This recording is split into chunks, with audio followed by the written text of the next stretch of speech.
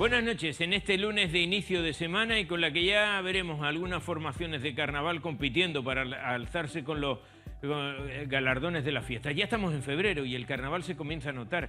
Fue la presentación el pasado viernes y se han disparado las ganas de disfrazarse, de salir con la cara pintada y ponerse a cantar. En fin, que estamos ya con la jiribilla de querer disfrutar del carnaval, pero hay otras cosas que cercenan cualquier tipo de jolgorio. Por ejemplo, los datos del paro o el episodio de violencia de género que acabó con la vida de una mujer el pasado domingo en Ofra. Una lacra que nos tiene en vilo, que da la sensación de que va a más.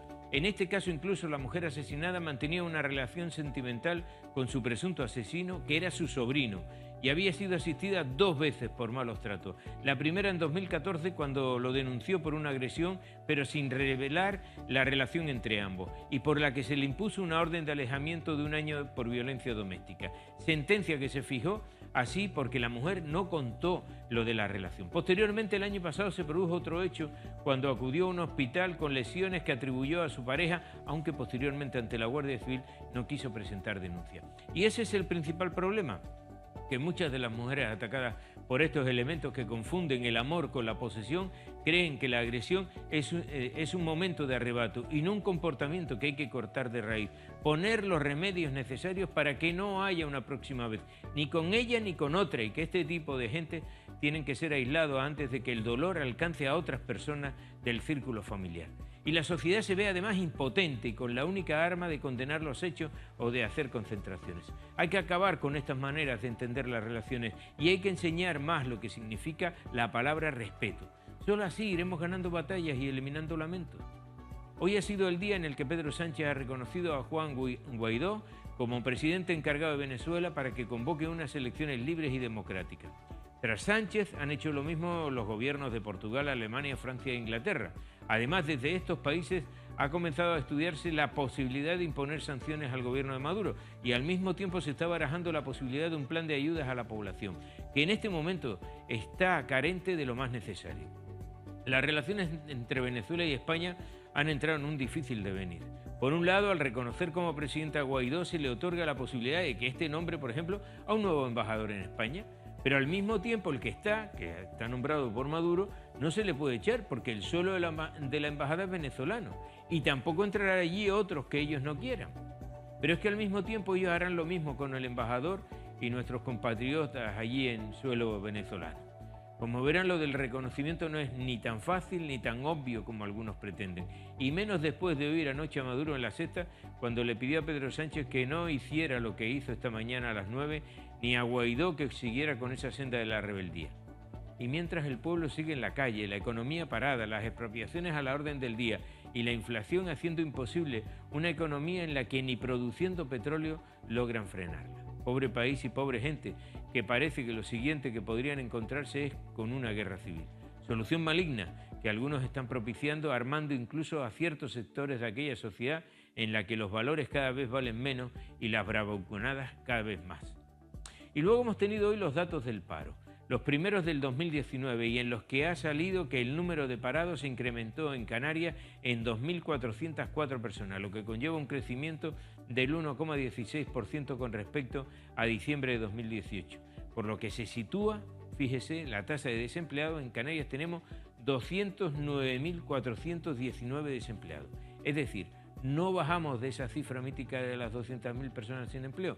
No somos capaces de bajar esa cifra lejos de aquella que teníamos antes de la crisis. Estamos mirando esta mañana estadística. En pleno 2007 teníamos, y estábamos medio asustados, 115.000 desempleados. La mitad que hoy. O viene mucha gente o el empleo que se genera no da para todos. Los del gobierno sacan excusas y se conforman con que el dato interanual, es decir, a lo largo de todo el año, Canarias registró una caída del paro de 6.282 personas, que en términos porcentuales se tradujo en una bajada del 2,91%. Pero no es suficiente porque no se logran los niveles de contratación, porque en el mes de enero se realizaron en Canarias más de 67.000 contratos de trabajo, implicando un crecimiento de 3.300 más que en el mes anterior, lo que viene a decir, fíjense, que de los más de 67.000 contratos, solo 8.164 fueron indefinidos. ¿Ustedes creen que esto va mejor? ¿Creen de verdad que estamos en la senda de la recuperación? Eso sí, ¿Saben cuánto ganó de media un diputado canario solo en dietas el año pasado? Unos 9.000 euros, es decir, unos 750 euros mensuales. Hay mucha gente que gana eso trabajando 10 horas diarias de lunes a viernes. Bueno, pues nuestros diputados canarios ganan eso solo por ir a trabajar. El sueldo lo tienen aparte, son más de 3.000 euros. ¿Serán ellos los que han salido de la crisis? Buenas noches, gracias Pepe, al que veremos mañana nuevamente su comentario y en Políticamente Incorrecto. Aquí comenzamos esta primera semana de febrero para este programa. Por cierto, hoy estará aquí el presidente del Consejo Escolar de Canarias, que viene a hablar más o menos, viene haciendo un análisis de lo que ha dicho Pepe Moreno, en el sentido de los datos del paro que también vamos a analizar ahora mismo con un máximo responsable de Comisiones Obreras, quien fuera su secretario regional, el general regional en Canarias, y ahora tiene en Comisiones Obreras otras competencias, precisamente de sanidad, que también le preguntaremos. Bueno, digo que viene el presidente del Colegio Escolar de Canarias porque están notando nuevamente desde esa institución el abandono temprano. Miren ustedes, cuando estaban en crisis, los chicos y chicas, bueno, pues no tenían que hacer, no conseguían trabajo y estudiaban y seguían en clase, seguían asistiendo a clase. Pero ¿qué está pasando ahora? ¿Por qué están nuevamente abandonando en edad temprana el ciclo escolar? ¿Por qué no siguen, después de secundaria, no siguen estudiando una carrera, por ejemplo? Bueno, vamos a analizar esos temas porque tienen mucho que ver con la economía, créanme, tiene que ver mucho con la economía. Bien, empezamos esta semana y a mí decir primer asesinato de la violencia machista me duele, porque parece que vamos a empezar a contar a partir de ahora cuántas mujeres asesinadas a manos de hombres vamos a tener este año, pero es así. El cadáver de una mujer fue localizado el mediodía de ayer con evidentes signos de violencia. Estas las viviendas del barrio de Ofra y según la delegada del Gobierno en Canarias, Elena Mañez, hay indicios suficientes para considerar que Rosa María, de 60 años, fue asesinada por su sobrino y además pareja sentimental. Un hombre de 58 años que está ahora detenido. Intentó suicidarse, pero finalmente le practicaron una lavada de estómago y está ahora mismo en dependencias de la Policía Nacional de La Laguna. En este caso, la delegada del Gobierno ha dicho que la carga de la prueba evidencia que se puede considerar un caso de violencia machista. La mujer, de unos 60 años, ya había sido asistida en el año 2014 por una denuncia por malos tratos en el ámbito doméstico, por lo que el hombre se le impuso una medida de alejamiento por un año. En aquel momento no constaba la relación sentimental, al tiempo que en julio del pasado año también recibió asistencia médica en el hospital de La Palma, revelando que los golpes se los había infligido su pareja, pero no quiso cursar ninguna denuncia, ni siquiera ante la policía, la Guardia Civil, los juzgados. Hoy muchos en el barrio se enteraban de lo sucedido por los medios de comunicación, allí congregados, pero la noticia no les tomaba por sorpresa porque quienes la conocían dicen que esto se veía venir. Para esperar, algo no pensábamos que iba a pasar porque todos los días eran broncas y tal, pero ¿qué vamos a hacer? Por mi parte, que se pudra en la cárcel. Una señora que no se valía de sí misma y vamos, cada vez que llegaba aquí la cara morada, le preguntamos, no, me caí, pero no eran caídas, vamos. Y aquí ya teníamos la mosca detrás de la oreja, pero bueno, tampoco nos podíamos meter. Vivía con él. Vivían los dos juntos y él venía aquí todos los días, borrachera, máquinas 500, 600 euros todos los días, y ella en una esquinita y una vez la maltrató aquí todo delante de nosotros. Pero bueno, estaba la gente ya pendiente que a la mínima ya pues a por él. Él vive debajo de mi piso, subí ayer y me vi todo el panorama ese. ¿Pero gozaste todo? No me lo gocé, la policía allí en la casa y tal. Eso fue al mediodía. Yo cuando subí por la tarde estaba todavía ahí la policía y haciendo. ¿Cuando le cuentan lo que sucedió? ¿Se ha quedado? Más o menos se veía venir porque, no sé, siempre era bronca. ¿La conocía la señora que falleció? A ella de vista nada más, de vista. Y al sobrino también. Era un hombre que bebía mucho, siempre estaba borracho y tal, y le gustaba mucho jugar a las máquinas, y cuando no tenía tal, iba a quitarle el dinero a la tía, y esto seguro que fue que le fue a quitar dinero y no le quiso dar, y la solución ya sabe cuál era, ¿no? Adiós, muy buena.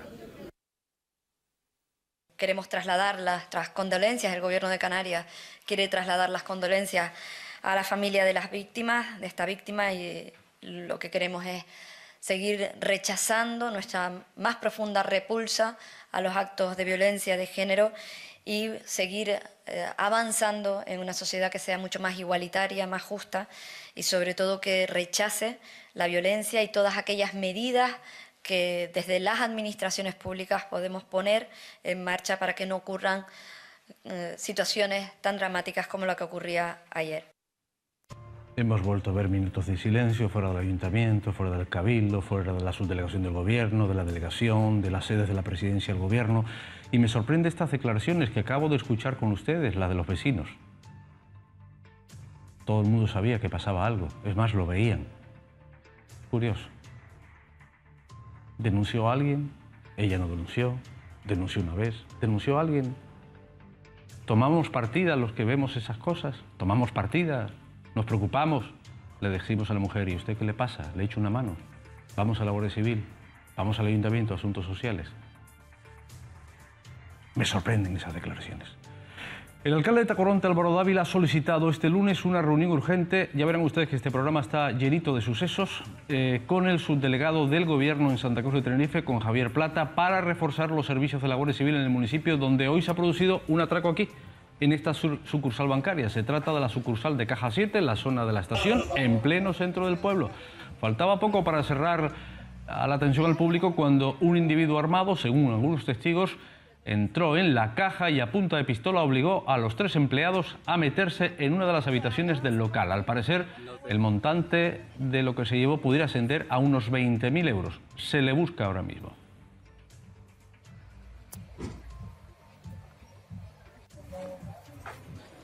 Y una empleada de este comercio, Casa Ricardo, en La Laguna, en el mismo centro histórico, sufría en la tarde de ayer una herida de arma blanca durante un robo con violencia protagonizado por un varón. Los hechos ocurrieron sobre las 5:30, también en plena luz del día y en pleno centro de La Laguna, en la calle Herradores. Una persona de aspecto joven, con una braga negra en la cara, con gafas de sol, accedió con un cuchillo a este comercio. Además de exigir el dinero de la recaudación de forma insistente, el ladrón pinchó a la víctima en el abdomen. Trabajadores de la zona explicaron a las fuerzas de seguridad que el implicado es el mismo individuo que días antes vieron merodeando por las vías peatonales del casco con aspecto sospechoso. Tras apoderarse del dinero, huyó a la carrera hacia la Trinidad. La víctima fue atendida por personal sanitario en una ambulancia y trasladada de urgencias al hospital universitario. Debido a la gravedad del hecho, la brigada de la Policía Judicial de la Comisaría Lagunera realiza las gestiones para identificar y localizar al atacante.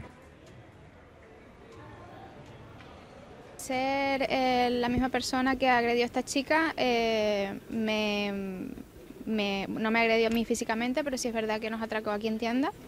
Yo estaba sola, entró, fue algo muy rápido, a las 12 del día. Fue muy rápido, me pidió el dinero, me estaba apuntando con un cuchillo, en ningún momento me tocó ni nada de eso, pero sí es verdad que se veía el cuchillo y me pidió todo el dinero. Yo creo que venía un poquito nervioso o venía drogado o a saber qué, porque no esperó ni a que le diera todo el dinero. O sea, se fue corriendo, casi se le cae el dinero de las manos. Pero lo importante es que esta chica de Casa Ricardo se recupere y que salga de esto y que siga adelante y que lo pillen. Porque es que lo tienen que pillar, porque no, alguien así no puede estar en la calle, ni un día. ¿Lo habías visto merodeando por la zona?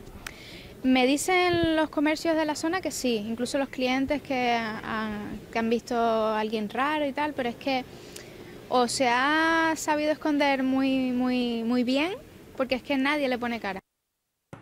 9:20 de la noche. Y un hombre de 62 años fallecía en la tarde de ayer también, en este caso falleció tras un accidente de tráfico, una colisión frontal en esta carretera, 2 coches. Los hechos sucedieron a las 19:41, cuando el Centro Coordinador de Emergencias, el 112, recibía una alerta en la que se solicitaba asistencia sanitaria para varias personas tras producirse una colisión frontal de 2 vehículos en la TF3 a la altura de Tejina, algunas de las cuales se encontraban atrapadas. Aparte del fallecido, hubo 6 heridos, una mujer de 62 años con traumatismo de carácter moderado y 4 hombres, 2 de ellos jóvenes de 20 años con diversos traumatismos de carácter moderado. El cuerpo de bomberos, efectivos del cuerpo de bomberos se desplazaron para descarcelar a las víctimas. La número 13 es un peligro, está peligrosa. Aquí han habido muchos accidentes y muchas muertes. Es que la plaza de Tejina, hasta la curva aquí debajo, hasta la curva que le dicen de Barranco, perdón, una guagua hace años también se embolcó, un muchacho también se dieron un guardacampana, se mataron, un muchacho ahí encima, otro muchacho más, otro más allá abajo. La carretera, mortal, mi niña. Para caminar, camina, te adelantan a veces, que dices tú, mi madre, ¿cómo adelanta? El otro día mismo iba caminando yo por aquí para abajo. Venía uno por ahí y otro, yo no sé cómo escapó para adelantar, no sé. Los testimonios de todos los vecinos son muy parecidos a este que acaban de escuchar sobre esa carretera. Vamos a añadir que la persona que falleció, según los datos preliminares, iba conduciendo el coche que iba adelantando, un Opel Corsa, y se dio de frente con un Audi que era el que subía. Bueno, durante los últimos meses nos han sorprendido diversos sucesos de vehículos calcinados, incendiados, ven ustedes, en nuestras carreteras, tanto utilitarios como guaguas. Aún tenemos recientes las imágenes de este coche que se incendiaba en la autopista del Norte el pasado viernes y que en un mes resulta ser el quinto vehículo que sufre un incendio mientras transita por una de las carreteras de la isla, y no es que haga excesivo calor. Bueno, hemos hablado hoy con el presidente de Asintra, la Asociación Industrial de Talleres y Reparación de Automóviles de Santa Cruz, Francisco José Roca Miranda, que nos explica el motivo por el que se producen estos incendios. Dios, la madre. El problema general es la falta de mantenimiento de los vehículos. Hoy en día los clientes pues alargan un poco siempre el tema de mantenimiento, lleva los coches a los talleres para revisarlos. Igualmente pues la gente pues sabía más o menos el tiempo, hablaba con su mecánico, pues mira, te va a hacer esta revisión ahora dentro de 10, 15 mil kilómetros, me lo trae para hacer un cambio de aceite o para revisar el coche y tal. Ya no. Ya si podemos aguantarlo un poquito porque este mes vienen los Reyes, yo tengo un cumpleaños extra y tal, pues vamos a dejarlo. Una pastilla, freno, hombre, a lo mejor el próximo mes se la cambio, a ver si me aguanto un poco y tal. Y eso al final son todos problemas, claro. Los clientes quieren saber más de la cuenta, pues van por internet, empiezan a mirar vídeos de YouTube. Está muy equivocado porque se ponen a manipular cosas sin saber que pueden ser muy, muy peligrosas. Bueno, y le hemos preguntado al experto, y si vemos que el coche empieza a arder, ¿qué hacemos? En caso que vemos humo, lo primero vamos a tirarnos fuera del arcén, tener mucha precaución que no haya hierba seca, ni matorral, ni nada. Y eso sí, apagar enseguida el coche, y salir todas las personas que estén dentro, salir fuera de él, desde luego. Sí tener siempre mucho cuidado en abrir un capó, sin saber exactamente lo que puede pasar, porque, hombre, nos puede dar un buen susto. Porque, lógicamente, si un motor se incendia, es porque hay un contacto entre corriente y combustible. A raíz de eso puede haber una explosión. Bueno, uno puede deducir de las palabras de esta persona, de este profesional, de este presidente, que la crisis está siendo mella, ¿no?, en el motor de los coches, en el mantenimiento de los vehículos. Parece que estamos saliendo, bueno, tenemos datos del paro, pero hay más contratados, hay brotes verdes, pero la gente tarda más en mantener los vehículos. Alguna razón habrá, alguna razón habrá. Bueno, y también, ¿tendrá que ver el intrusismo con todo esto? Hay que tener cuidado dónde se llevan los coches, quiénes son los que los tocan. Y mi recomendación, nunca ir a lo barato, ir a lo profesional, que a veces sale más barato. Pues claro, tú lo llevas ¿cómo se llama? No vamos a llamarlo talleres, sino un salón que estén haciendo apaño, y al final ese trabajo, lo que te ahorra por un lado, te lo va a gastar el doble por otro. Pues al final son trabajos que quedan mal, trabajos que no tienen garantía. Bueno, vamos a hablar de Venezuela. Toca. El presidente de Canarias, Fernando Clavijo, ha dicho confiar en que el reconocimiento de España por boca de su presidente, Pedro Sánchez, que lo ha hecho hoy, del presidente de la Asamblea de Venezuela, Juan Guaidó, como presidente encargado, sirva para aumentar la presión para que el país tenga unas elecciones democráticas y limpias. Yo creo que sí, tiene que servir porque al final es una cuestión de presión. Nadie quiere quitar o poner ni dar golpes de Estado. Lo que se quiere es que se celebren unas elecciones democráticas con todas las garantías de que el pueblo puede decidir libremente y que luego el pueblo sea soberano y que decida. Por lo tanto, yo creo que todos tenemos que remar en esa dirección y yo creo que hace reflexionar, ¿no? Tanto a Maduro como a todos los sectores que al final sabemos que están implicados muchos más sectores en ese entorno que no solo Maduro ni Guaidó, pues hagan una reflexión de forzar todos a que se produzcan esas elecciones, que es lo que esperamos y deseamos.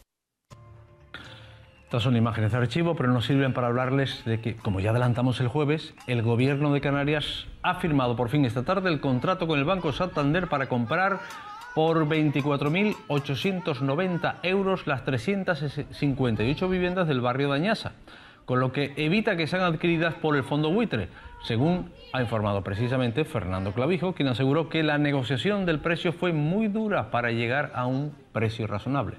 La firma se produce después de que el pasado mes de enero el Gobierno y el Banco Santander, llegaran a un acuerdo sobre el precio de venta de las promociones de 179 viviendas ubicadas, como hemos dicho, en Añasa, en los que viven 358 núcleos familiares, calificadas como viviendas de protección oficial de promoción privada en régimen de arrendamiento a 10 años, varios de los cuales habían recibido comunicación de lanzamiento. De ahí las imágenes de la primera manifestación. Clavijo, acompañado del presidente del Cabildo, como ha ocurrido en todas las reuniones, también con el alcalde de Santa Cruz y con la consejera de Empleo y Políticas Sociales, Cristina Valido, comunicaron hoy a los vecinos que su casero es a partir de este mes de febrero Visocán. Han vuelto a salir a la calle. Los pensionistas de nuestro país se han vuelto a concentrar porque, según dicen, nada ha cambiado. Véanle. El sábado lo hicieron a nivel nacional, pero en Tenerife, al caer festivo, lo han trasladado a esta mañana, al día de hoy, lunes. La concentración tuvo lugar en la calle Castillo, esquina Tobaldo Power. Los pensionistas y las pensionistas reclamaron pagas dignas con su revalorización de acuerdo al índice de precios al consumo, al IPC, la anulación de las reformas de 2011 y 2013 que provocan una disminución progresiva de las pensiones futuras y dificultades para acceder a ellas, la eliminación de la brecha de género en las pensiones y la garantía de las pensiones con los presupuestos del Estado, según lo establecido en el artículo 50 de la Constitución y el artículo 109 de la Seguridad Social. Porque a pesar de lo que dicen, tenemos más de 3 millones de personas que están por debajo de 700 euros en este país, pensionistas que están por debajo de 700 euros. Y eso es insoportable para muchas familias. No se puede vivir de esta manera y nosotros vamos a seguir empeñados en que se solucionen las pensiones actuales y se garanticen las pensiones futuras. Ya se está hablando de que a pesar del compromiso que se había asumido en el Pacto de Toledo de mantenimiento del poder adquisitivo, ya se están barajando otras posibilidades, como la situación económica de la Seguridad Social, el crecimiento del Producto Interior Bruto en el país, la subida media de los salarios y el coste de la vida. Serían una serie de parámetros que al final darían como consecuencia que las pensiones no suben de acuerdo con el coste de la vida. Y la Plataforma Canaria de Defensa de las Pensiones Públicas, que hemos visto su portavoz, llega hasta el sur de Tenerife, donde acaba de constituirse y celebrará su primera asamblea el próximo 9 de febrero en el Centro Comercial de los Cristianos a las 11 de la mañana. 9 de febrero, vocalizo mejor. De ella nos llama la atención la juventud de su portavoz, 34 años. Tiene Pili Orfila y no era hoy la única joven presente en esta concentración. ¿Y por qué? Estamos empezando a crecer y bueno, te llama la atención, pero en realidad los que somos más jóvenes deberíamos ser los que más implicados estamos, ya que los mayores de hoy en día sí cobran una pensión, pero nosotros no sabemos si ni siquiera si vamos a llegar a cobrarla. Nosotros en realidad somos pensionistas en potencia y hay que tener en cuenta que esto se cronifica. Cada generación es más pobre, de manera que no es un mayor gasto social, hay que tener eso en cuenta. No es una pérdida, es una inversión de futuro. Situación social, miren, voy a leer los datos, voy a contarles los datos al revés, o cronológicamente como han ido sucediendo durante estos últimos días del mes de enero y primeros de febrero. La economía canaria creció el año pasado en 41.600 puestos de trabajo netos, lo que permitió a la comunidad autónoma reducir sus cifras de desempleo en 18.200 personas, un 7,40%, según reflejan las cifras de la encuesta de población activa, la EPA del último trimestre. De esta manera, Canarias terminó 2018 con un total de 228.200 parados, equivalentes al 19,99% de su población activa, tasa situada 5,5 puntos por encima de la media nacional de desempleo. Bien, esa es la EPA. Mientras esos datos de la encuesta de población activa salían la pasada semana, hoy salen los de las oficinas del empleo. Canarias registró el pasado mes de enero 209.419 desempleados y desempleadas. 2.404 y un 1,16% más que el mes anterior, y estos son datos del Ministerio de Trabajo de España. Si lo leemos en el acumulado, hay que decir que en términos interanuales estas cifras reflejan un descenso de 2.191 personas, ya que en enero de 2018 en Canarias el paro registrado en las islas afectaba a 6.282 personas más que en enero de este año. Son datos muy distintos uno del otro. Tiene que ver el dato de la EPA con los datos registrados en las oficinas de empleo. Carmelo Jorge es responsable institucional de Comisiones Obreras. Es verdad que en el sector de la sanidad, pero bueno, Carmelo Jorge ha sido secretario regional de Comisiones Obreras en Canarias. Bueno, es un analista y es un hombre que sabe de números, de letras también, pero de números también. De números también. Señor Jorge, muy buenas noches. Hola. Mire, he hecho adrede la comparación de los datos que salieron la semana pasada de la EPA con los datos del paro, ¿no? Estamos hablando de que la EPA nos da 228.200 parados y 228.000 y las oficinas de empleo 209.419. Esto, vamos a hacer un poco de didáctica para hacérselo entender a la gente. ¿Esto por qué pasa? Bueno, porque cuando hablamos de cifras de paro, hablamos de paro registrado, hablamos de una persona que ha ido a una oficina y se ha registrado como parado. La encuesta tiene un procedimiento que es realizar entrevistas pues, a miles y miles de ciudadanos y luego los resultados de esa entrevista, usando criterios que serían muy largos de explicar, acaban extrapolando una cifra.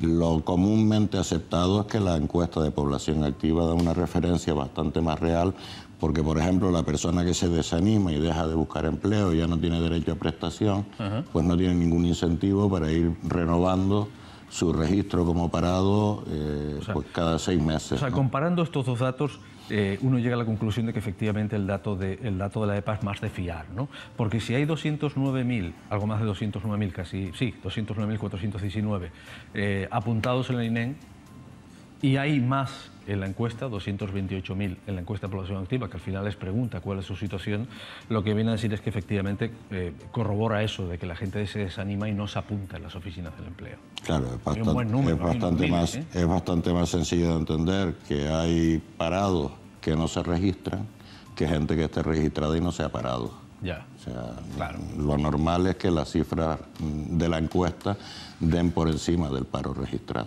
A pesar de ese dato, el dato interanual, lo que va de mes a mes, lo que va de enero a enero, no es malo, ¿no? Porque aumenta en 6.000. Claro, pero... ¿O es menos malo?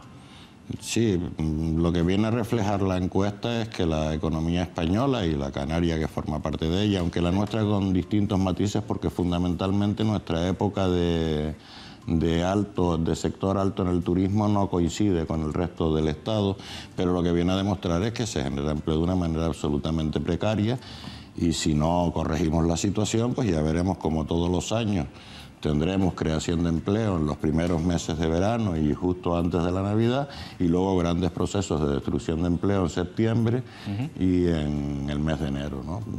Porque claro, este año se ha destruido más empleo porque se generó más. Y como se generó más y una parte importantísima de ese empleo era eventual, pues cuando se acaba ese empleo también suben más las cifras de desempleo, ¿no?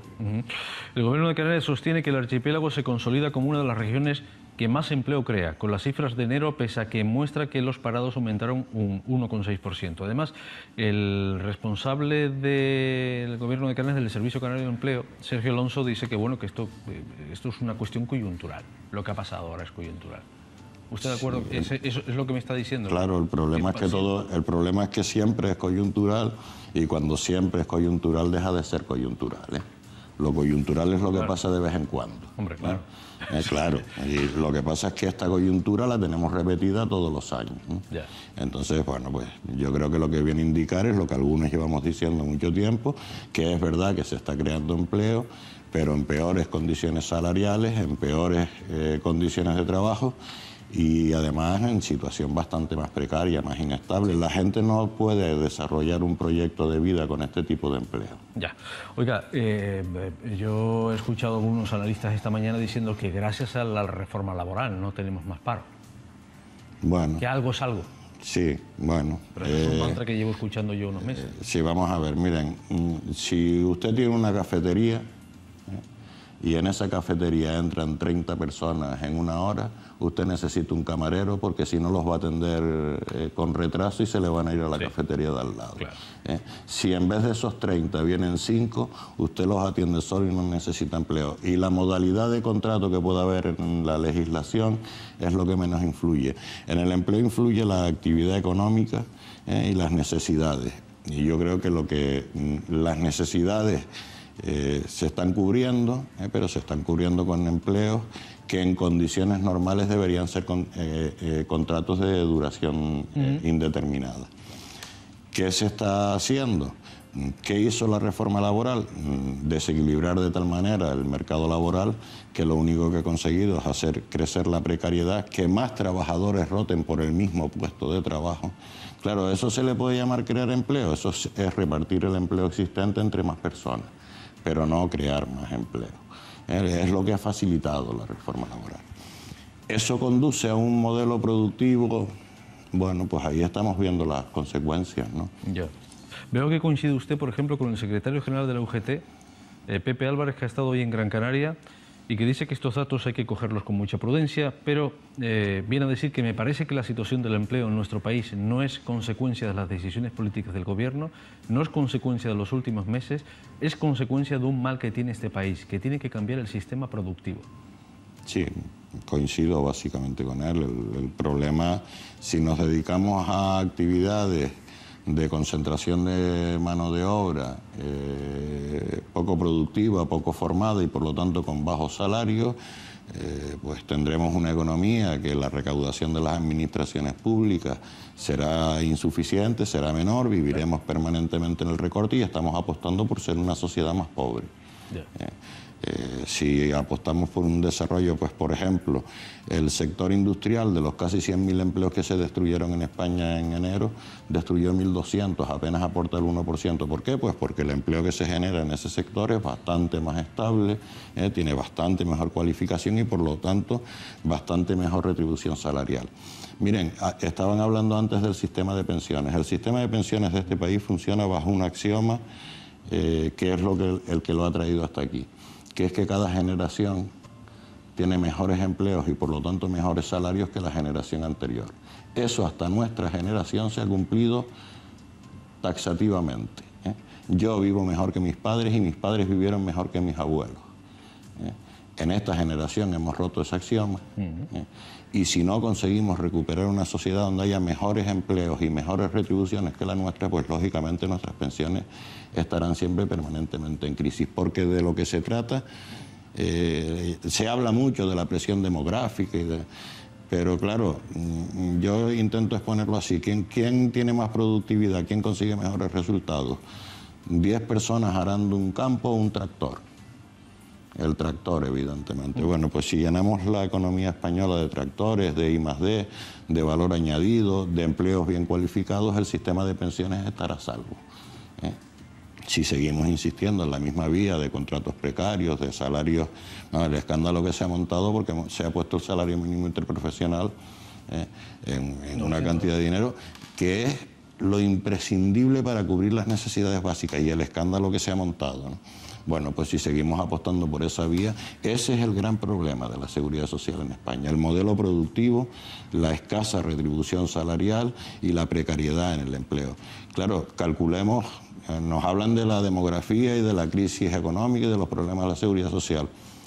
Pues a lo mejor dentro de 30, 35 años, con los estándares actuales, ninguno de los trabajadores en activo ha conseguido el derecho subjetivo a pensión, porque claro, díganme con las condiciones actuales, ¿quién va a juntar 35 años de cotización seguidos? Llegan WhatsApps, los voy a leer de inmediato. Oiga, escuchándole y algún WhatsApp que va por ahí, y también sobre el comentario que hacía Pepe Moreno, aquí estamos viendo cómo estamos en un mercado común. Estamos en la Unión Europea, hay tratado Schengen, o sea, la gente puede venir. Y una de las cosas que se atribuye al asunto de que no bajemos de esa cifra de 200.000 parados psicológicos, 228.000 según la EPA, 209.000 según el INEM, es debido a que, efectivamente,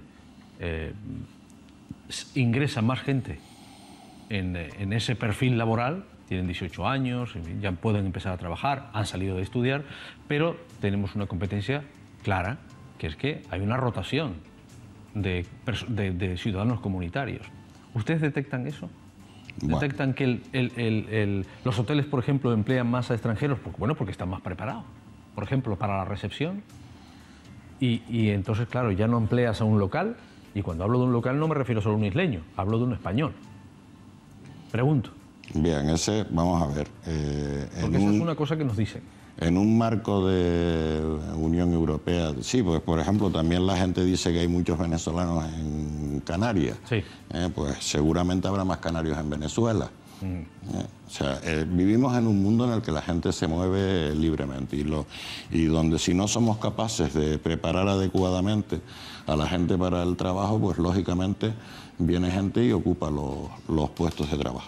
Ese fenómeno se está produciendo, no de una manera masiva, no es la razón de que tengamos los problemas que tenemos con el desempleo, pero es evidente que es un hecho que se está produciendo.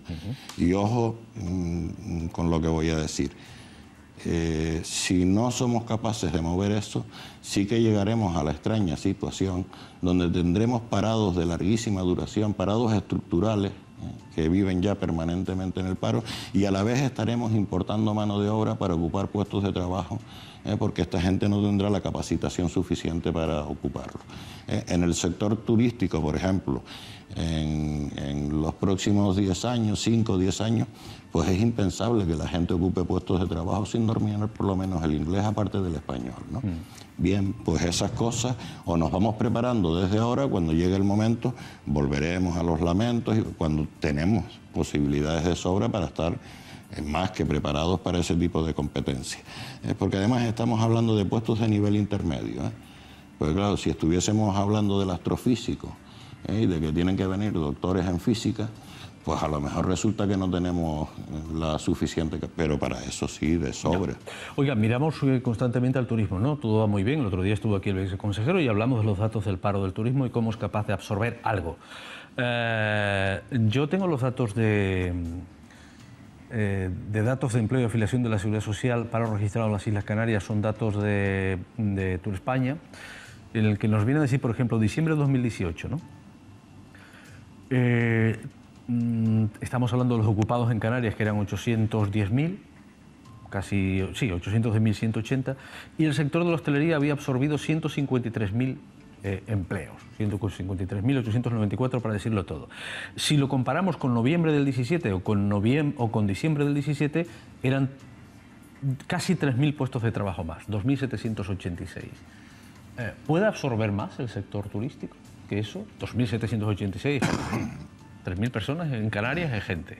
Bueno, vamos a ver, como todos Son los... datos fríos, ¿eh? Sí, como todos los sectores económicos, evidentemente, el turismo yo no creo que el problema sea tanto del número de los que puede absorber, que yo creo que poquito más, pero sí de la calidad del empleo que se está generando en el sector. Ahí yo sí creo que se puede hacer un esfuerzo en dirección distinta de lo que se está haciendo.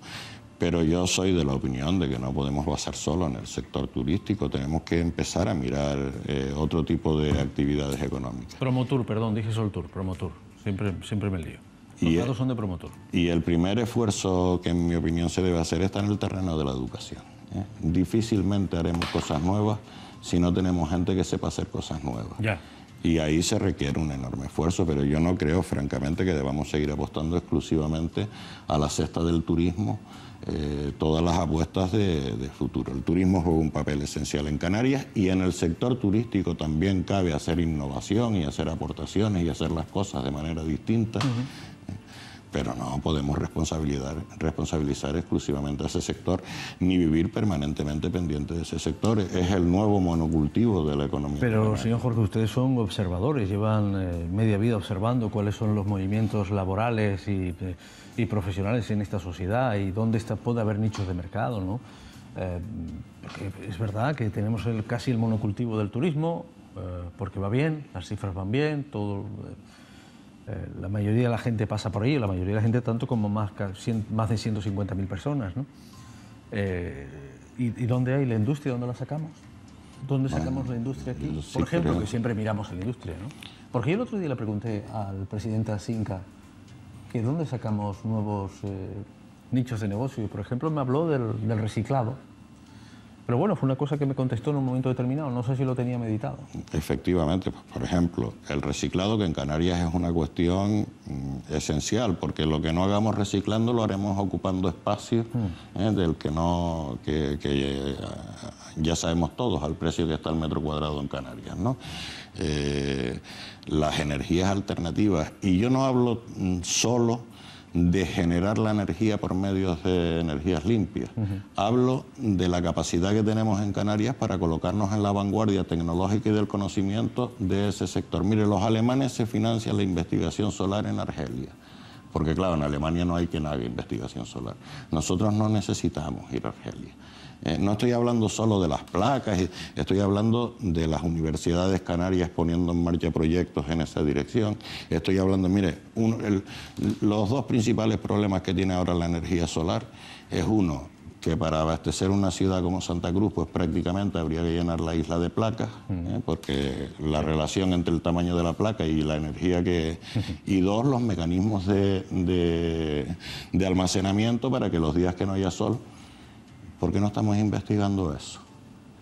Porque claro, eso luego es dinero que llega de patentes, te pone en la vanguardia del conocimiento en ese sector, y aquí tenemos todas las condiciones para dedicarnos: el viento, el mar, el sol, el volcán. Tenemos posibilidades, lo único que hay que hacer es eso, es tener una apuesta decidida, que yo creo que desde las administraciones públicas se debe impulsar, se debe abrir camino, y a partir de ahí trabajar en eso, el reciclaje, la desalación de agua. O sea, nosotros, si seguimos, y la población no tiene por qué dejar de crecer, aquí eso de que no cabemos más, en el tamaño de una isla como Tenerife viven 9 millones de personas en Nueva York, y no viven mal, a ellos les gusta vivir allí. Entonces, pero claro, si no resolvemos habría problemas... que vivir en el Teide también, ¿no? Claro, si no resolvemos problemas como el agua...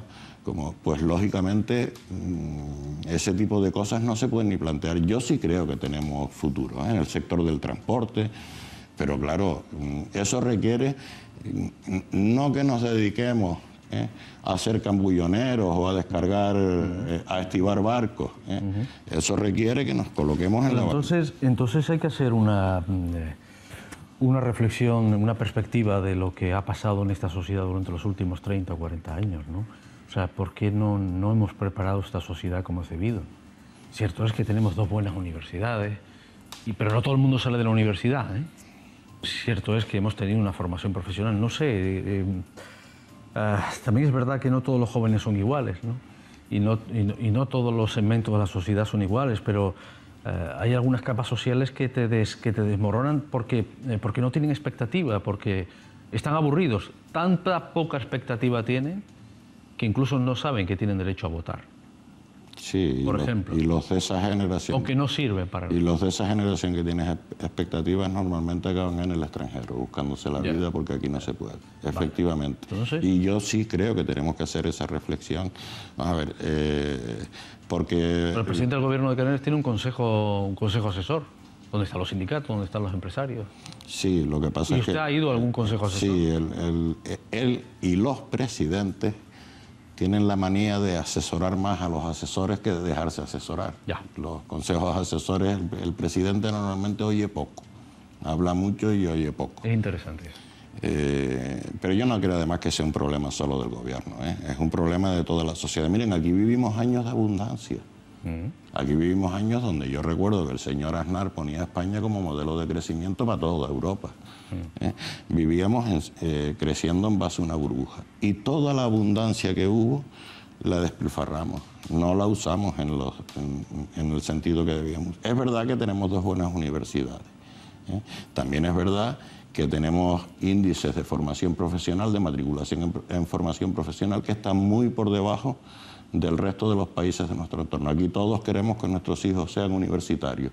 ¿Por qué? Pues porque la formación profesional pues tiene una especie de maldición encima, ¿no? De que es una especie de baúl de fondo para los fracasados. Sí, bueno, los módulos parece que están funcionando bastante bien, ¿no?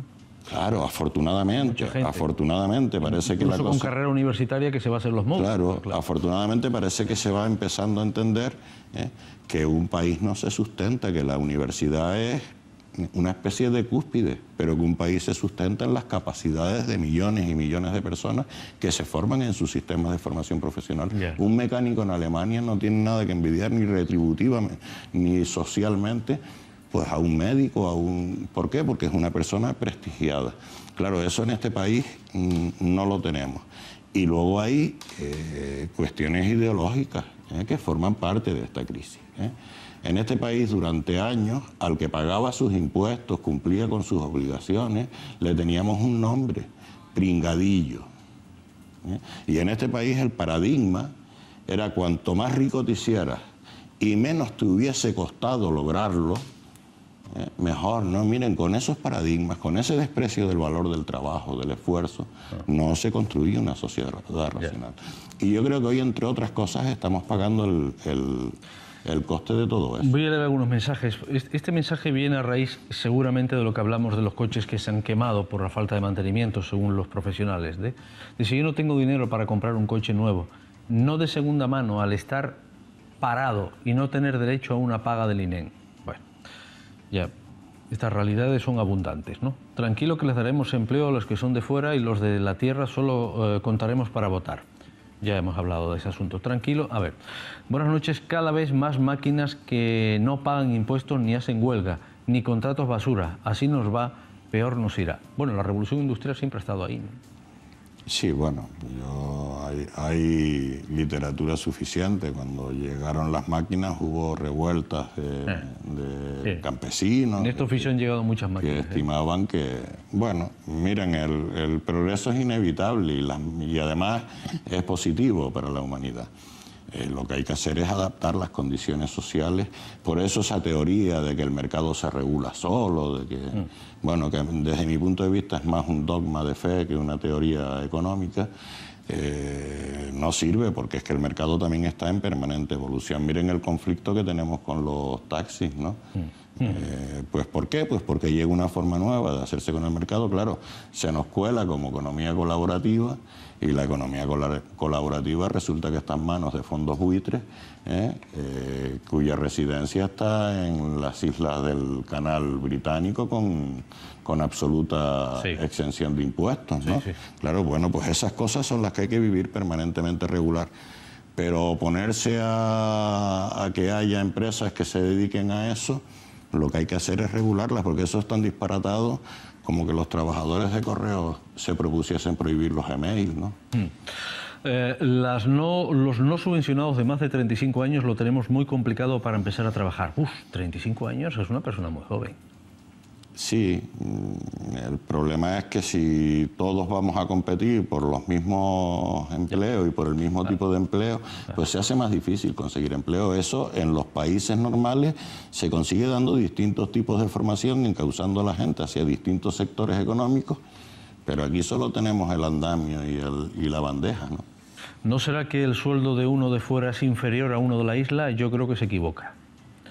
Referencia a que la gente que viene de fuera no le importa cobrar menos, debe ser.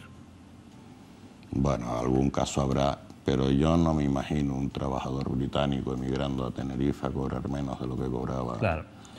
Igual nos estamos refiriendo a otro tipo de migración, pues probablemente africana, latinoamericana y demás, ¿no? Oiga, usted además es, y ya termino, ya le dejo, responsable institucional de comisiones obreras en sanidad. Bueno, desde el punto de vista de las listas de espera, no sé si preguntarle por las listas de espera. Consecuencia, dicen, por ejemplo, la plataforma en defensa de la sanidad pública, que es de la falta de personal. Mañana estará aquí el presidente del Colegio de Médicos, le preguntaré sobre esa cuestión, ¿no? ¿Estamos atascados en la sanidad canaria? ¿Y es por culpa de que no se convocan plazas? ¿Y las plazas que se han convocado lo que vienen es a cubrir aquellas bajas que se van a producir y jubilaciones que se van a producir? Sí, vamos a ver.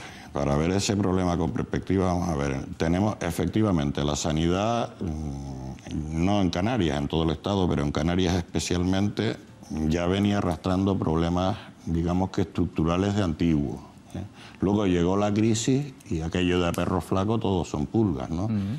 Pese a esos discursos de que se hacía un esfuerzo por sostener los servicios públicos, lo cierto es que en sanidad se perdieron más de 5.000 empleos, porque prácticamente no se renovaron contratos eventuales y se fue perdiendo empleo. Claro, eso evidentemente en un sistema que estaba justo en el borde de su capacidad, pues lo que efectivamente ha retrasado los procesos, ha tirado las listas de espera, pues por ejemplo las ha hecho normal en primaria.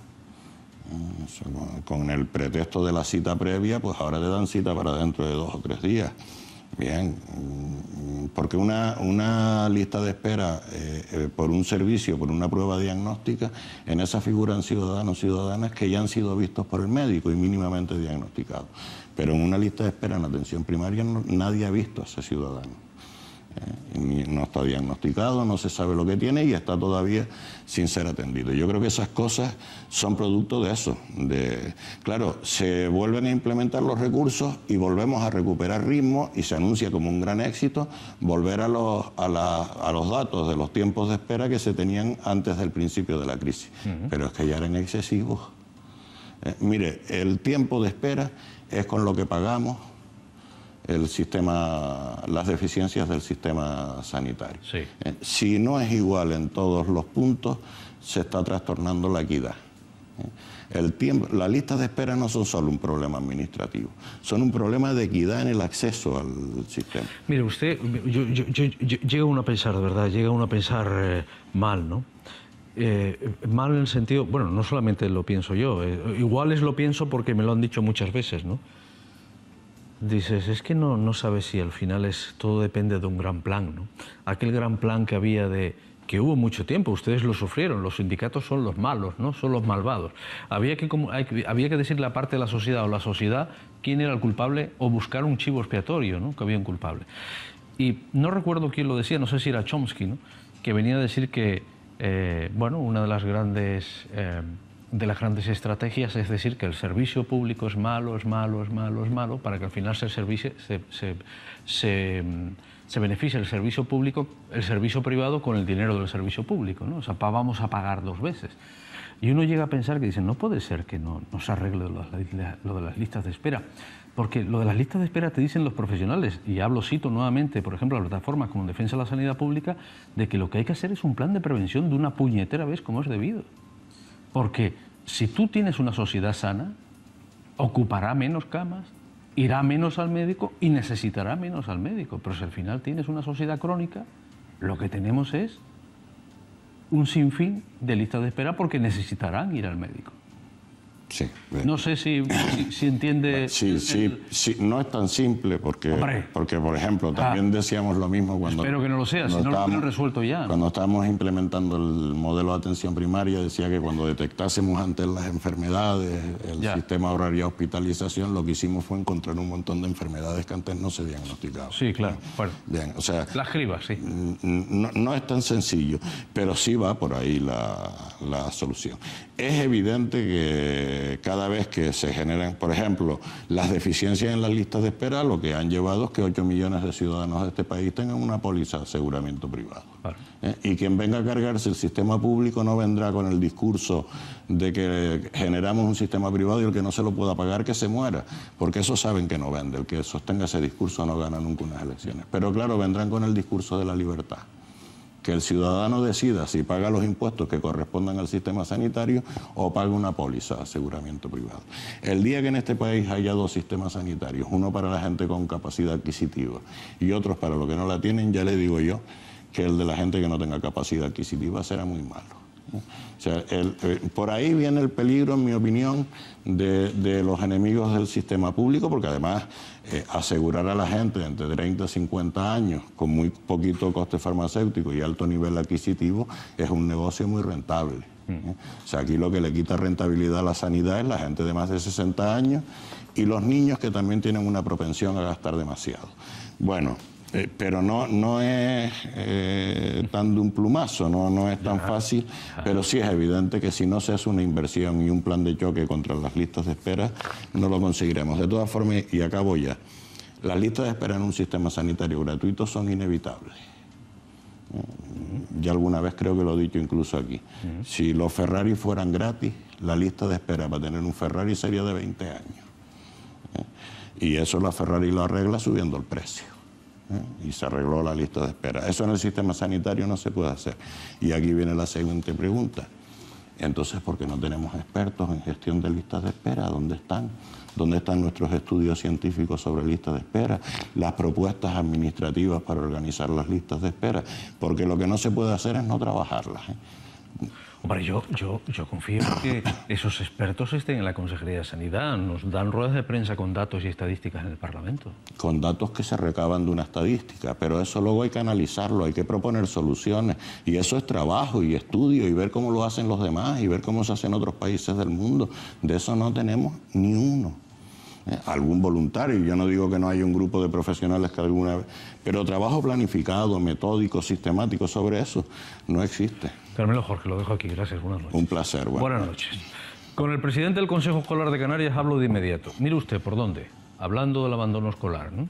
Pero aquí fíjese que yo he entendido, voy a preguntarle después a don Ramón Asiego, si tiene que ver el hecho de la prosperidad económica con el abandono temprano y la crisis hace que la gente siga estudiando. Quiero haberlo entendido así de las últimas palabras que le leí, no le escuché, con lo cual por eso le invitamos esta noche aquí en Un Día Más.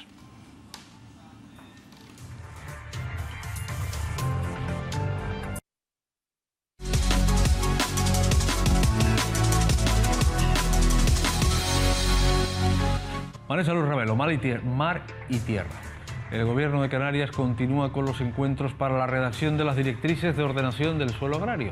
Se trata de un documento que estará aprobado en unos 2 años, según nos cuenta Vanessa, con 4 periodos de exposición pública, además de la participación de su desarrollo de las asociaciones del sector y los agentes implicados. Bueno, pues como ya he dicho, Vanessa Luz Ravelo es la que tiene los datos. El director general de Agricultura, César Martín, mantuvo una reunión con los miembros de la Comisión de Desarrollo Rural de la Federación Canaria de Municipios para seguir trabajando en la redacción de las directrices de ordenación del suelo agrario.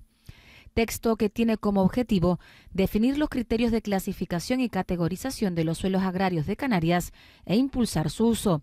Escuchamos al director general de Agricultura del Gobierno de Canarias, César Martín. Objetivo de la elaboración de las directrices de ordenación del suelo agrario, un mandato que la propia ley del suelo establece, el elaborar estas directrices del suelo agrario, intentando ir un poco más allá que la propia ley del suelo en cuanto a la protección del suelo agrario para el uso y el desarrollo del sector primario, pues intentar, como decía en un principio, hacer un trabajo conjunto y que esa elaboración de las directrices de ordenación del suelo agrario sea un trabajo de todos los agentes y no solo de esta consejería, por lo tanto un trabajo de la FECAN, de la FECAI, de los colegios profesionales y de los sindicatos agrarios.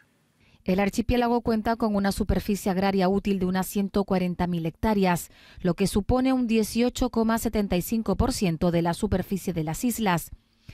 De esta superficie se cultiva unas 44.000 hectáreas, por lo que se estima como objetivo con estas directrices, incluidas en la ley del suelo, el poner en uso agrario parte de ese que ahora mismo no tiene uso, así como promover un desarrollo sostenible de esta actividad, proteger y promover las actividades agrarias tradicionales y conservar los suelos de interés agrario como fines fundamentales.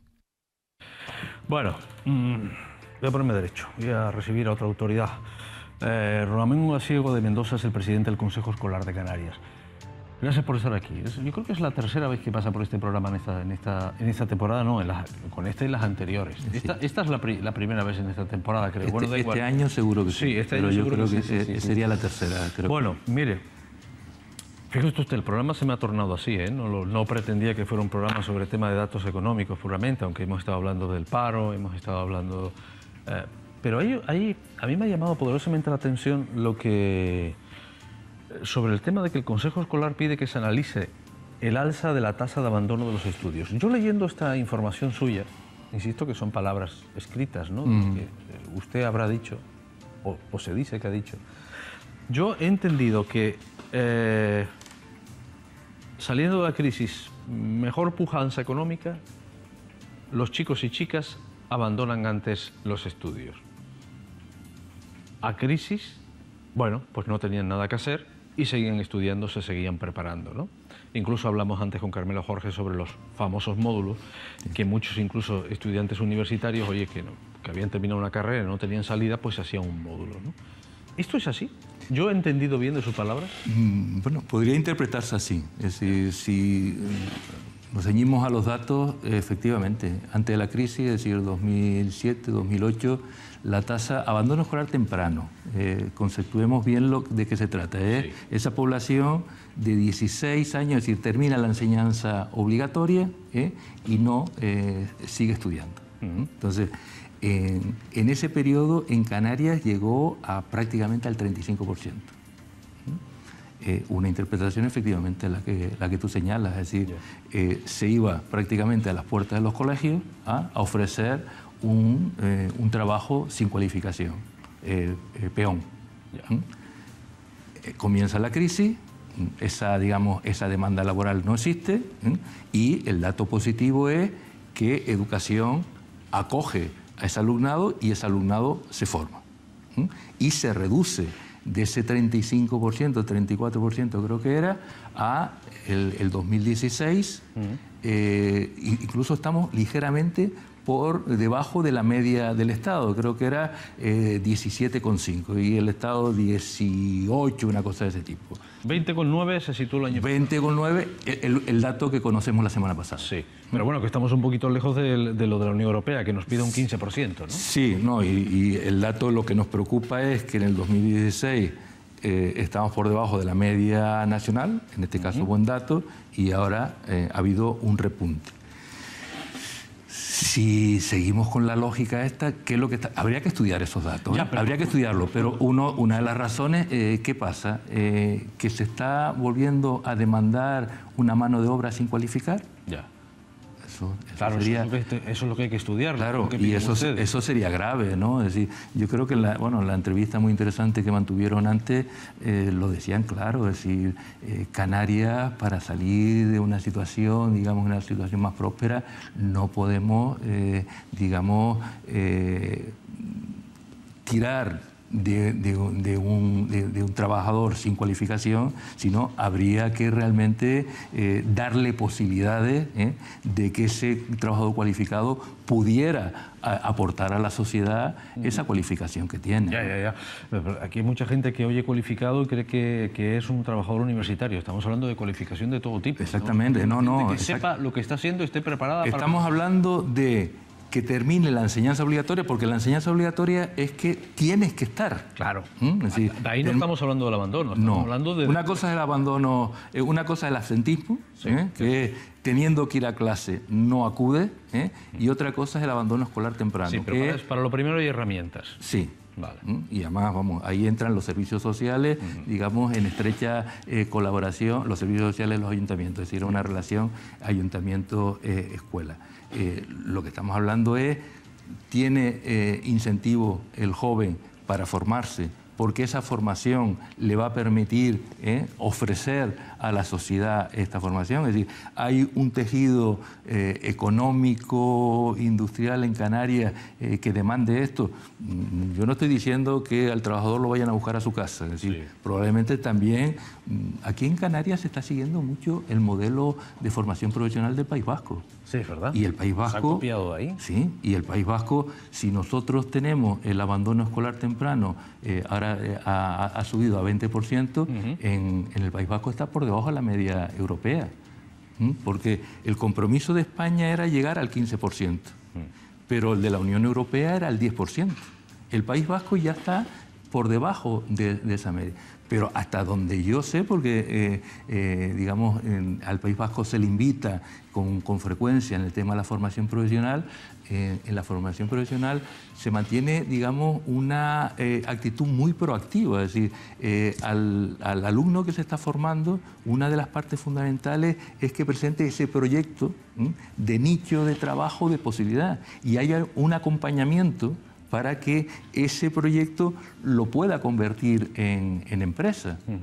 O incluso hay una comunicación con el mundo empresarial y se dice, oye, mira, puedes añadir un valor cualitativo incorporando ese tipo de maquinaria, porque yo te voy a dar un trabajador cualificado para que esa maquinaria digamos, produzca un incremento cualitativo de tu industria. Entonces, claro, hay que trabajar en muchos frentes. Lo que pasa es que venimos, estará usted de acuerdo conmigo, venimos de una sociedad, por ejemplo la mía, en la que, oye, cuando eras mayor de edad tu padre te decía, venga, a buscar trabajo, ¿no?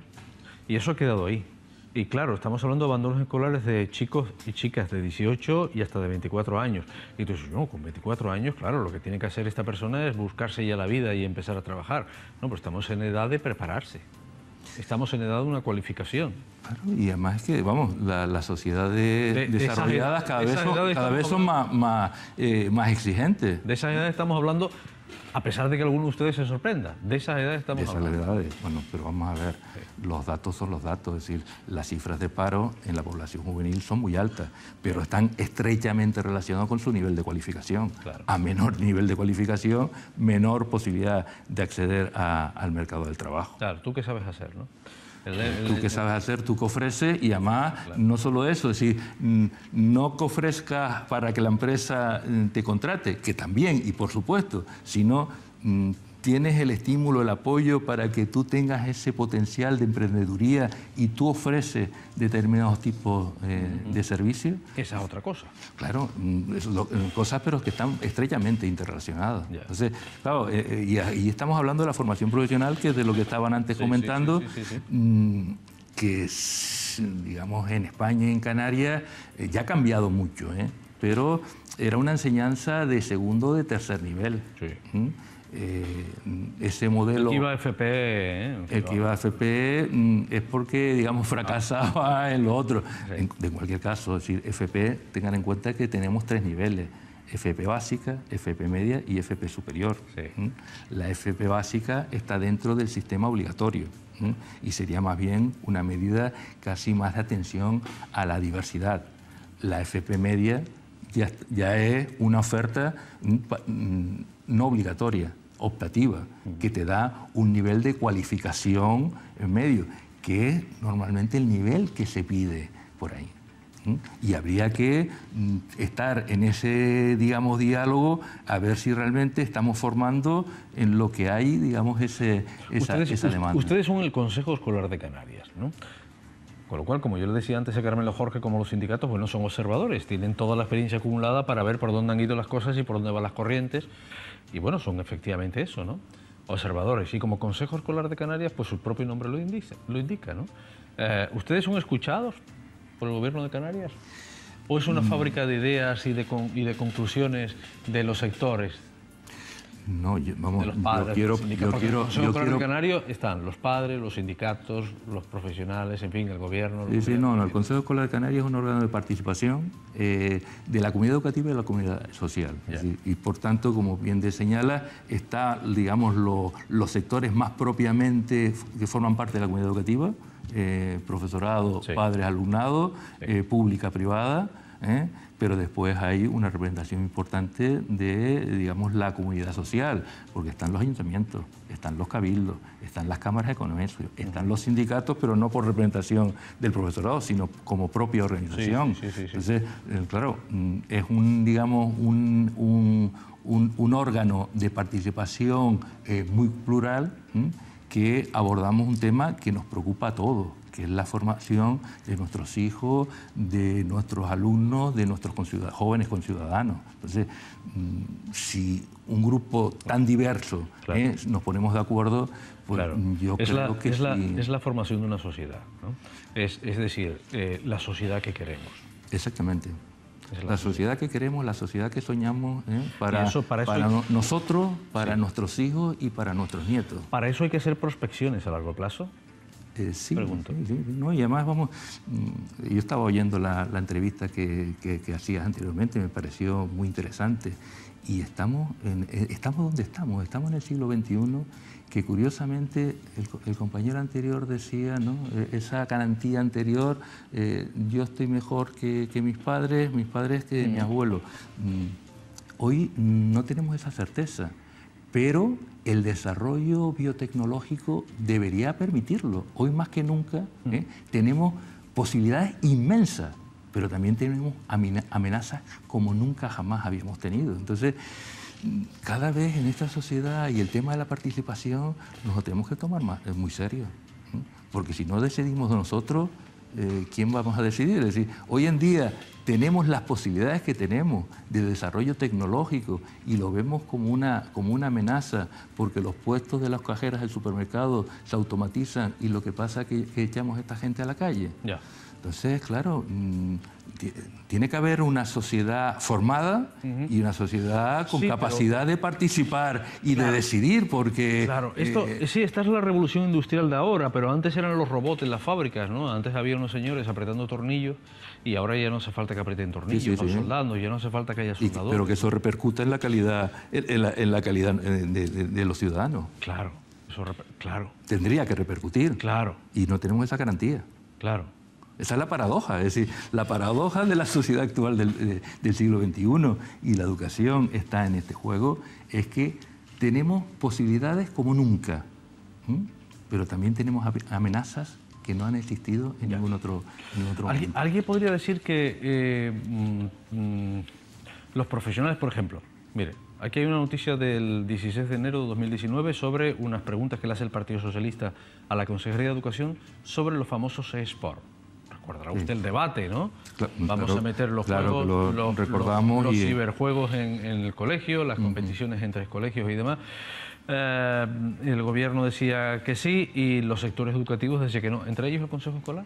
Bueno, el Consejo Escolar lo que se pronunció es que desde luego era un tema que no estaba generando ningún consenso, estaba generando, digamos, tensiones y probablemente porque el tema no fue correctamente abordado.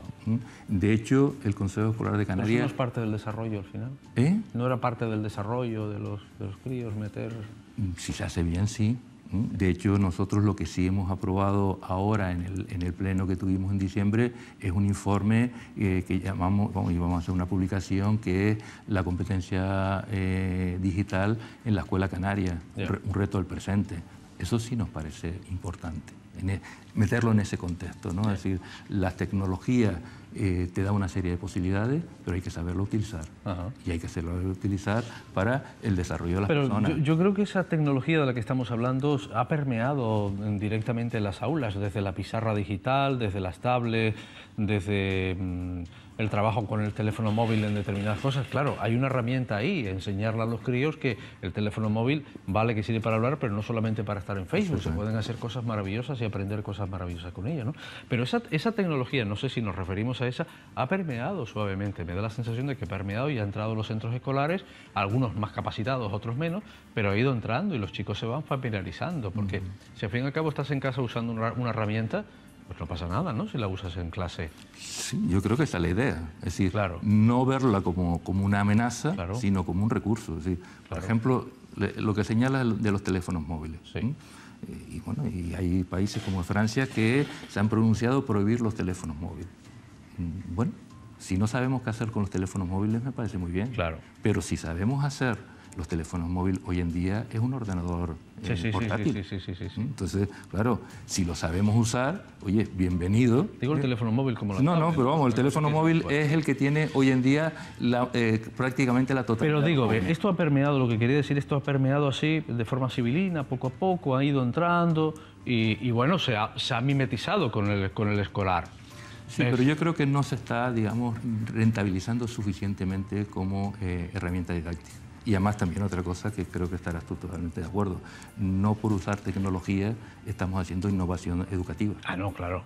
Es decir, se puede usar tecnología y la clase de lo más magistral, pero lo único que tenemos es un proyector o una imagen. Al final sustituyes la innovación. Al final sustituyes el bolígrafo por el dedo. Exactamente. Vamos, que Exactamente. Es decir, que no tiene nada que ver. Yo creo que, bueno, creo no, es decir, el Consejo Escolar en ese sentido se ha pronunciado y todo el tema de la tecnología hay que verlo como un recurso que hay, digamos, que integrar todavía más y mejor en las aulas. Y bueno, una de las dificultades que se tiene por la orografía de Canarias, es decir, hay muchos puntos, muchas escuelas que no tiene la wifi, es peor que la que tú tienes en tu casa. Sí. Bueno, terminamos con lo que veníamos hablando, ¿no?, sobre el tema del abandono escolar. Yo lo he entendido de sus palabras, al menos las primeras, que alguien tiene que observar, hacer un estudio y ver por qué hemos subido Sí. Hemos subido el abandono escolar en esas edades. ¿Por qué? Porque hay bonanza económica, porque hay gente ofreciendo trabajo a los chicos y chicas y que les sale más rentable irse a trabajar sin terminar de cualificarse, porque esto es una realidad que está ahí. O sea, tanto está ahí que a mí me ha sorprendido. Me ha sorprendido en el sentido de decir, bueno, pues que venga don Ramón y nos cuente qué es lo que ellos detectan con ese último dato. No, vamos. Pero ¿quién tiene que intervenir ahí ahora mismo? ¿Quién tiene que procurar, por lo menos interpretar, saber qué es lo que está ocurriendo? Bueno, el gobierno. Nosotros lo que decimos que en política educativa y en política en general no se pueden tomar decisiones políticas, digamos, de corazonada, sino hay que hacer una evaluación rigurosa, sistemática y tal. Y entonces lo que estamos viendo es se está repitiendo lo que ya vivimos. Es decir, ahora que parece que hay más posibilidades de empleo, tímidamente, pero hay más posibilidades de empleo, es que volvemos al modelo de que en Canarias lo que se está pidiendo es una mano de obra escasamente cualificada, pues hemos avanzado muy poco. Ya. Yo voy a leer algunos WhatsApp, discúlpeme, ya la despido, pero me parece que eran WhatsApp en referencia al tema sanitario. Si tenemos 2 buenas universidades y 2 hospitales, que dan pena, dice, lista de espera cada vez mayor, sin contar con la ayuda de dependencia que nunca llega. Este es en relación al mensaje de antes, pero me veo en el compromiso de leerlos, ya que los escriben, ¿no? Están tratando un tema interesante, saludos, muchas gracias, buenas noches, me gusta el tema que tratan, saludos, buenas noches, mucha gente. Buenas noches, tengo un coche, bueno, esto es alguien que parece que le han abierto el coche, pero en fin, yo aquí no se lo puedo solventar. Buenas noches, ¿por qué no ponen más sanitarios o más médicos? Bueno, eso lo hablamos antes eran mensajes que me acaban de llegar ahora, con lo cual tengo la obligación, el deber al menos de leerlo. Presidente del Consejo Escolar de Canarias, gracias, buenas noches. Buenas noches. Gracias por haberse acercado a este plató y habernos contado esa inquietud que a mí también me lo parece. Sí, yo creo que es un tema importante. Hasta la vista, hasta la vuelta. Cuando ustedes quieran. Berto Mata con los deportes, porque es lunes y toca con él un rato de... Vamos a ir por esos campos y esas canchas.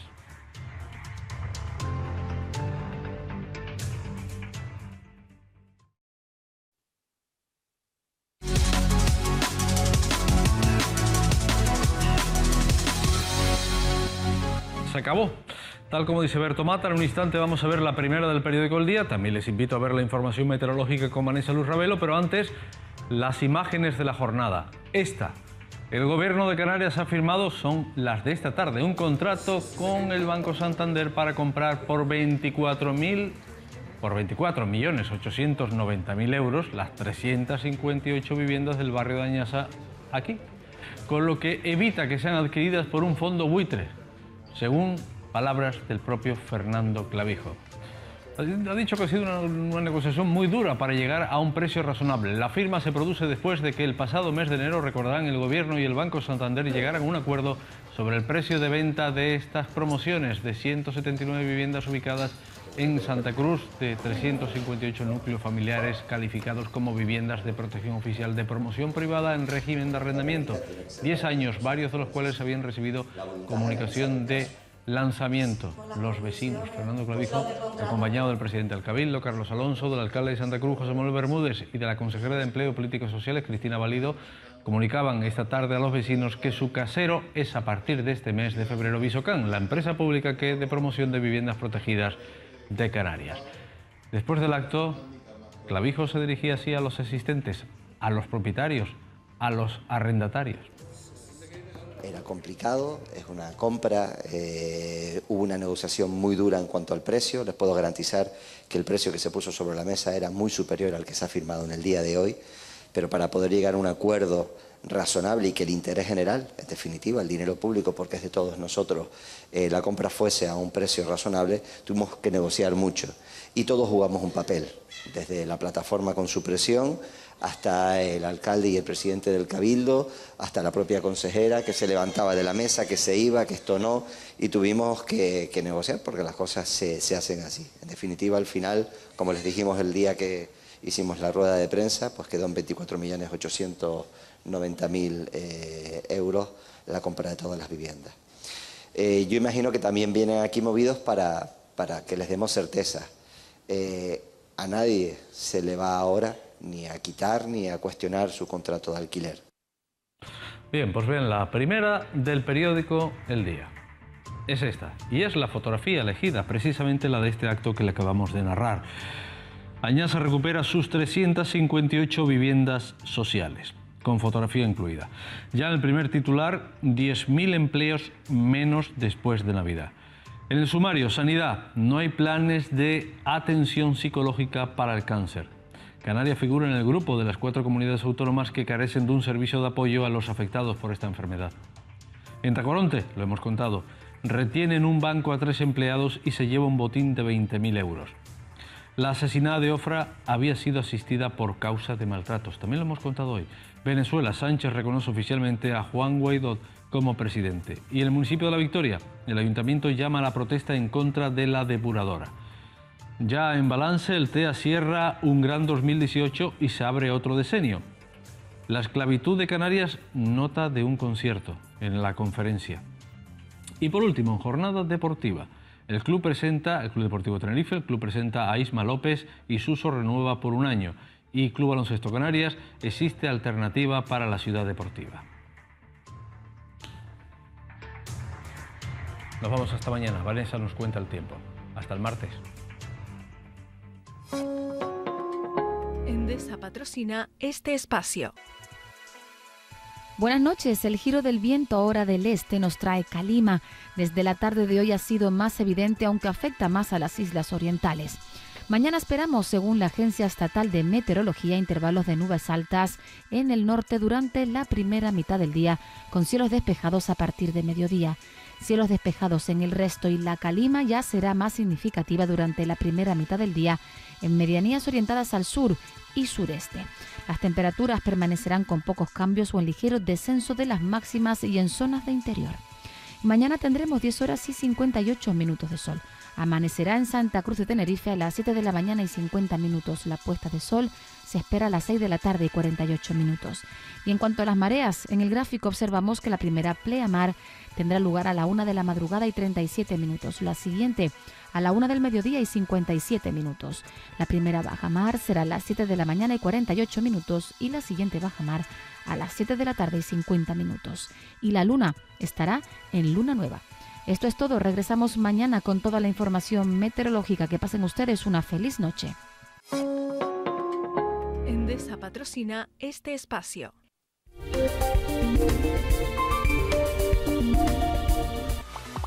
Grupo de Comunicación El Día. La dimensión de un líder.